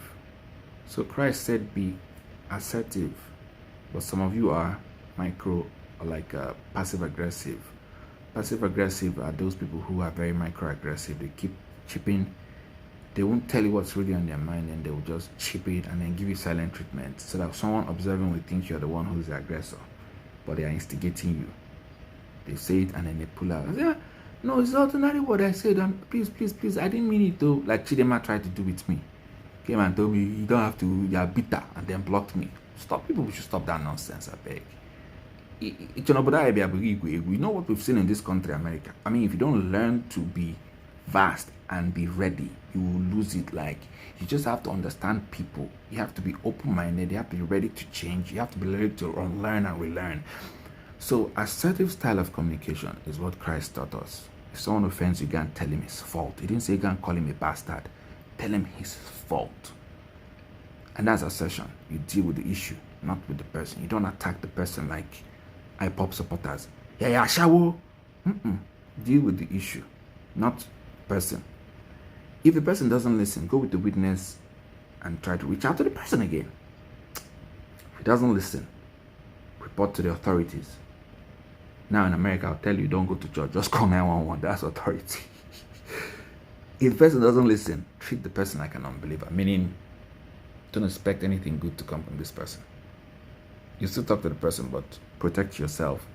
If the person is if your right eye will cause you to sin, cut it off. So if it's going to aggravate you or trigger you, just block the person. Boom, straight up, unfriend, block, move on with your life.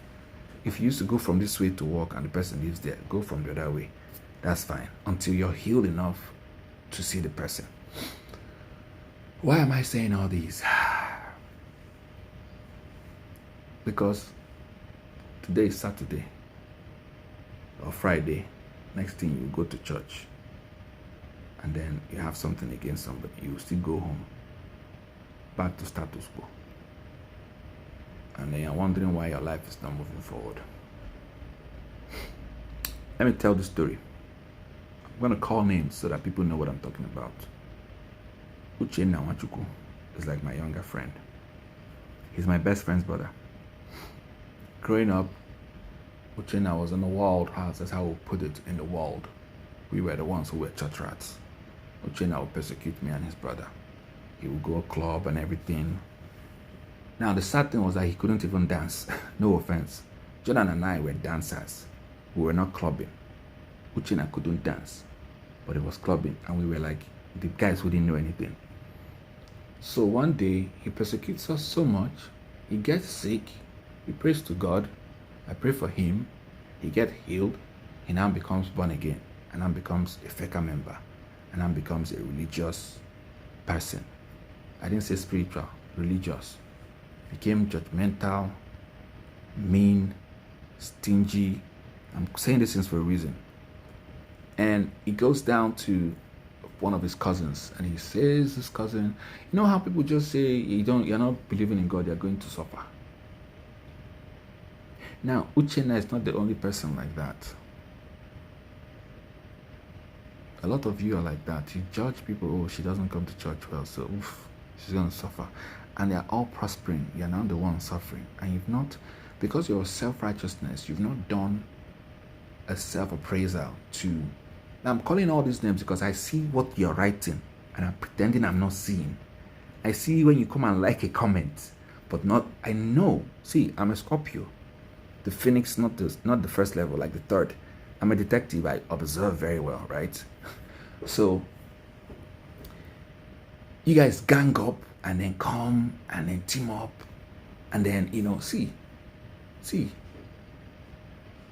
praying hard, speaking in tongues, it's not going to make you rich. What will make you rich is when you do what the world people who do business to go and work and make money.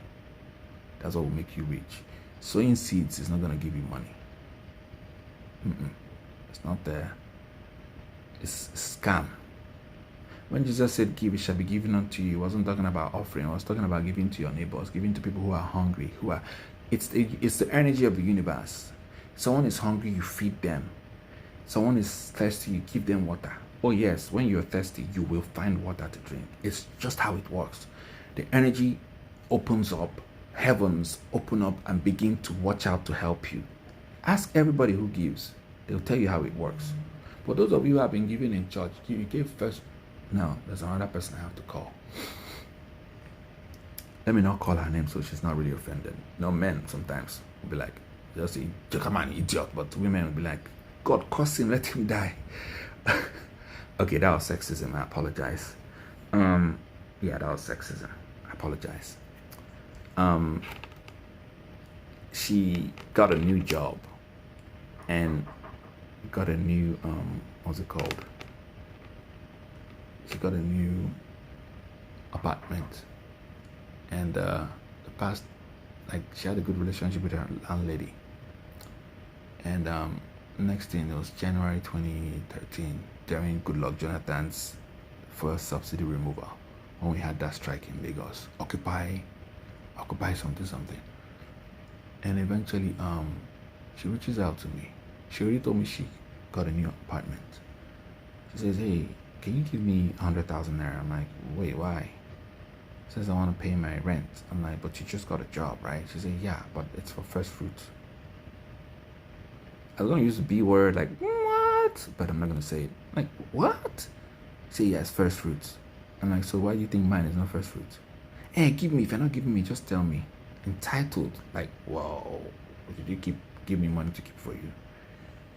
And I asked her, I said, so do you want to destroy your relationship with your landlady because you want to give first fruits? I said, who do you owe first?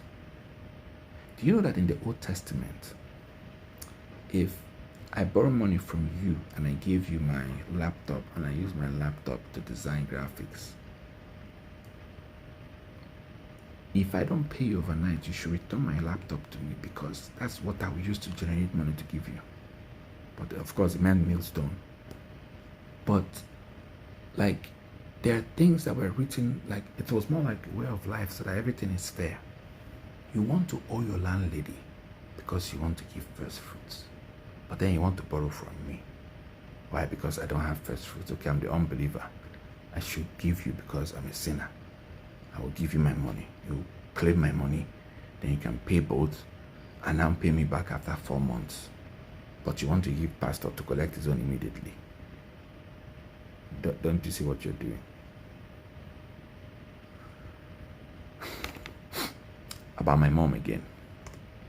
I was in Koza 2015 or so, 13 or so, I don't remember. 15, 13, one of them. And they had invited Mike Murdoch to do his usual $1,000 seed, which he can never do in America, by the way. He comes and says, she give $1,000 seed. Now my friend Chinwendongwe had given me a contract.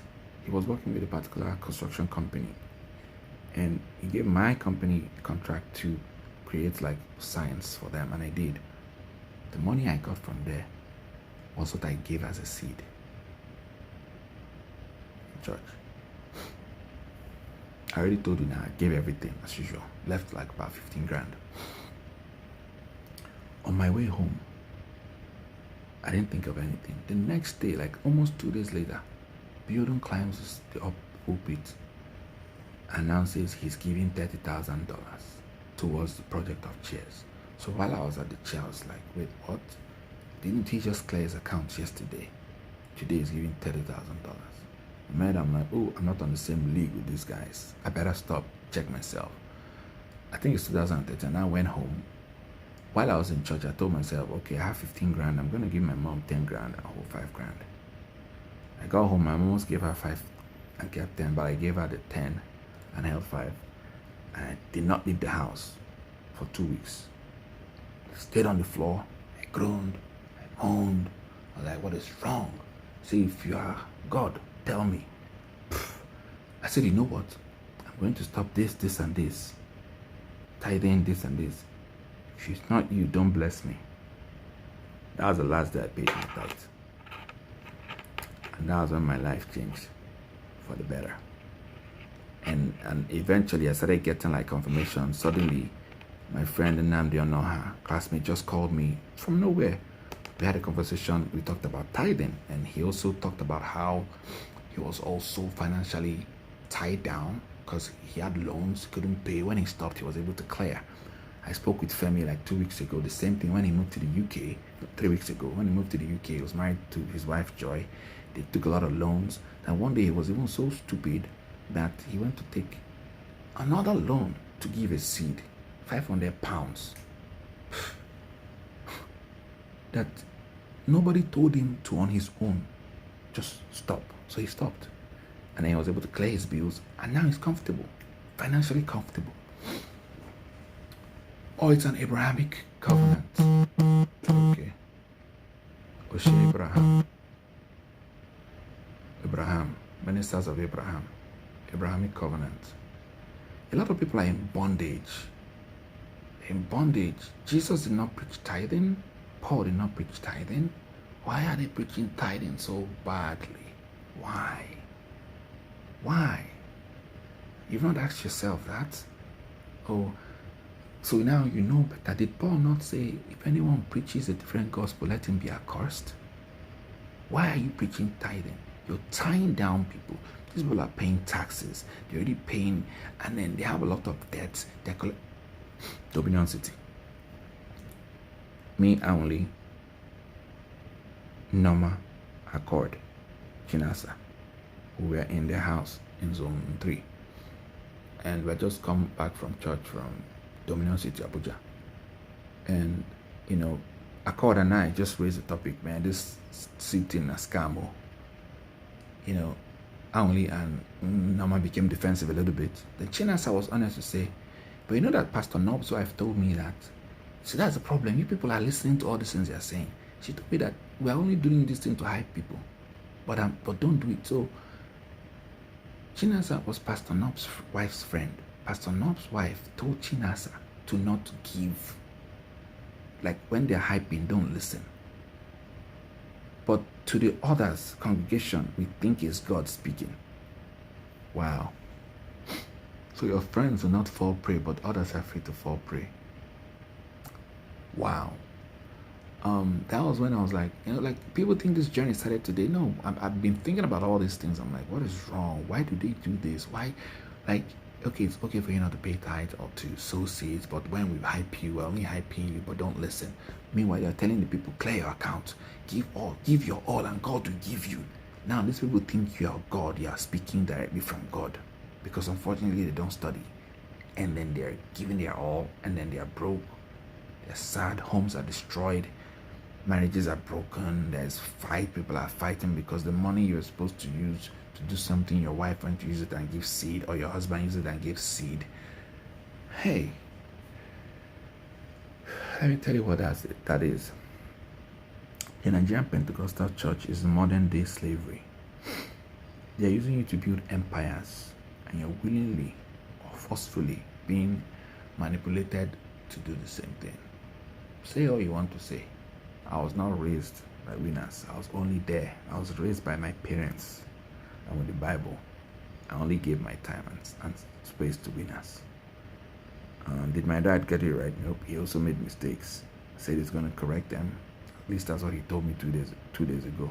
If he doesn't correct them, that's on him. I'm just going to do my own job, right? My part. A lot of things are wrong. It's just, it's all poison. Like, just read the words of Jesus alone, and you realize that it's a lot different from what you're doing. I mean, what he said contradicts everything that you do. Where do I start?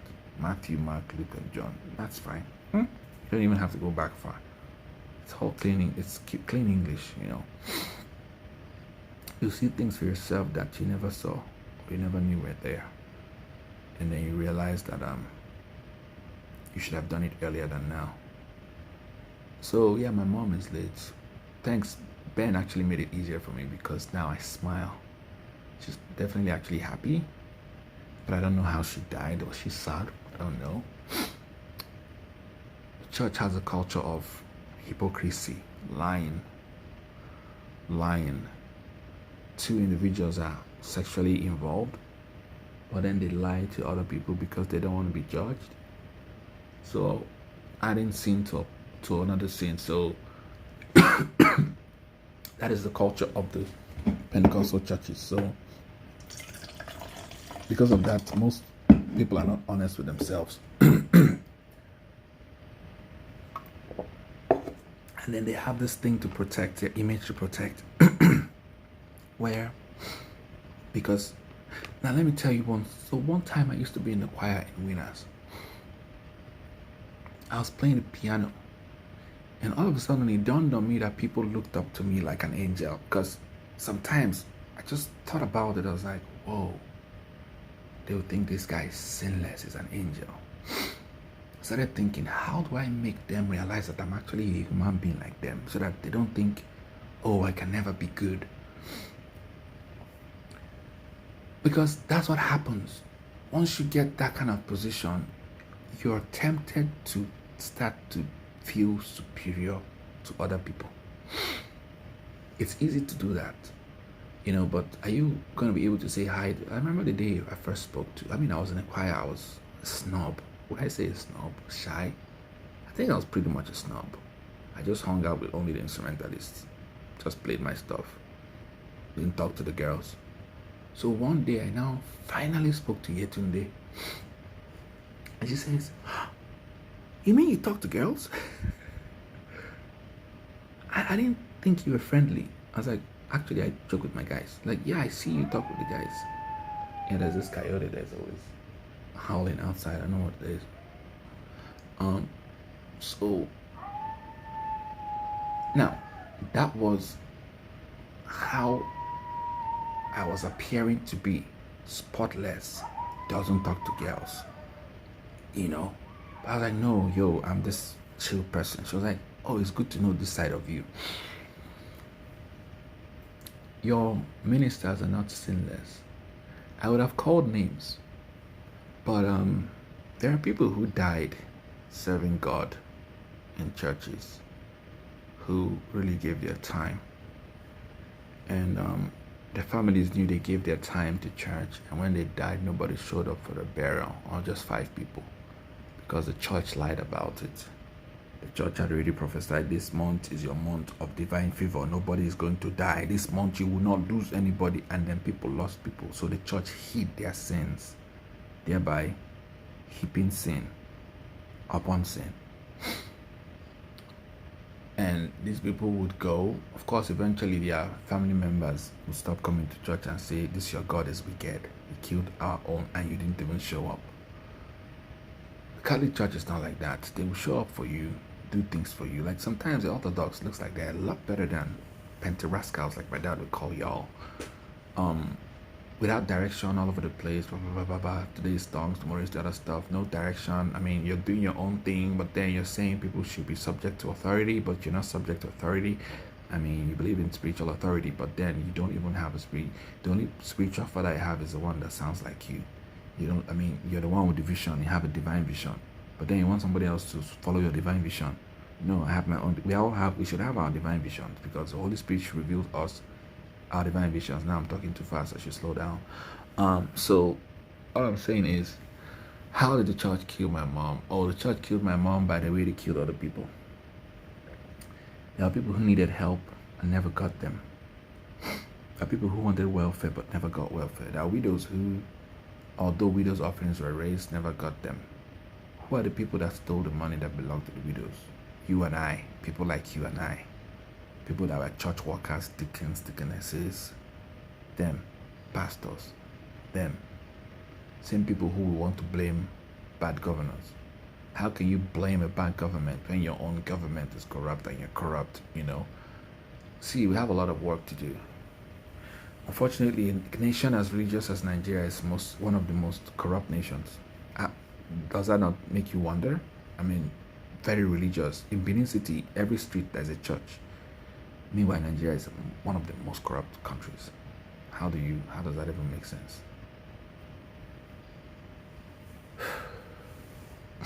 We're nice to strangers, foreigners.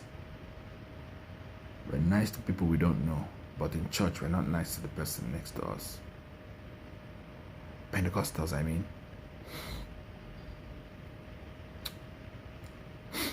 There was a day I was in the Father's church. Not my father, I mean, it's called the Father's church in Abuja.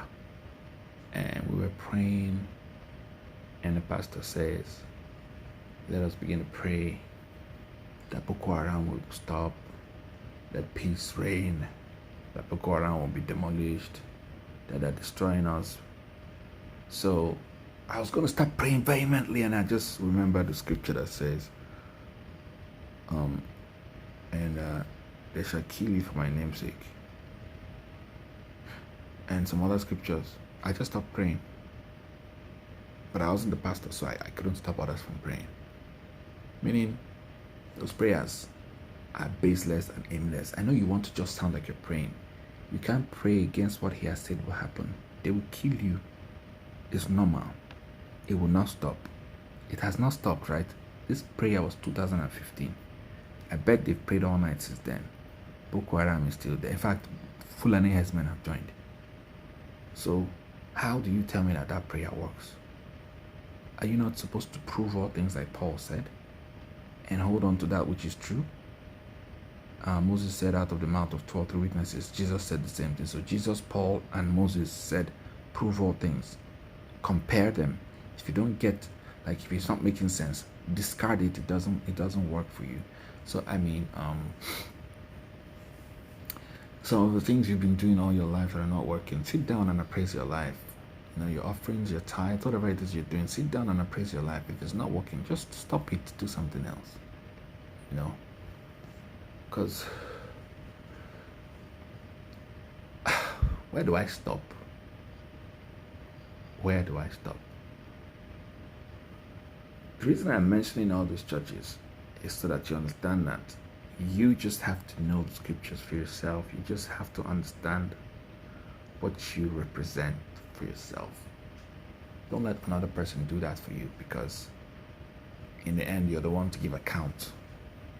That's for those that believe in heaven and hell. If you don't believe in heaven and hell, in the end, you're the one who's going to be left alone when you're dying. So choose your path. Gotta go because I have to sleep. I mean, that's even if I can catch some sleep. I have work tomorrow in about 2 hours, I guess. But just get back to your first love. Share love, love people, be kind, be gentle, empathize with people, visit those who are hungry and broken. You know, that's all I can say. Because, you know, in the end, they were asking, Lord, Lord, how did we meet? You said you gave to, as long as you gave to one of these, I was hungry, you fed me, you know. I was naked, you clothed me. And they will say, Lord, how did we clothe you? We never saw. He said, no, as much as you did it for one of these ones. So love the Lord thy God, or let's just say love Yahweh, your Almighty One, with all thy heart, your soul, and mind, and love your neighbor as yourself. So which means I think John was the one that wrote and said, how can you claim to love God when you don't love your brother? So forget that thing you think is religion. That it's not. Relationship with God is not like this. It's actually like this. You're the God they want to see. Let your light so shine. Jesus is saying, let your light so shine before men that they may see your good works and then glorify the Father. So the relationship with God is not like this. It's actually, is this one horizontal? I don't know. Or vertical. I don't know which one is what, but it's not like this. It's like networking. That's a relationship with God. You're the God they see, then they glorify the one above.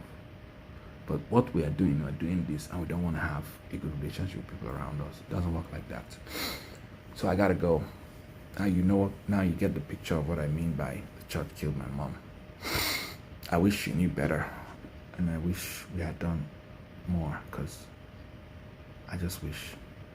But I'm glad she was on a path before she died, and I'm glad my niece told me the things she told me about my mom. It was refreshing to hear. Anyway, this is one of those very long videos I don't think I'm gonna post, but I'm tired and I gotta go. All right, bye guys.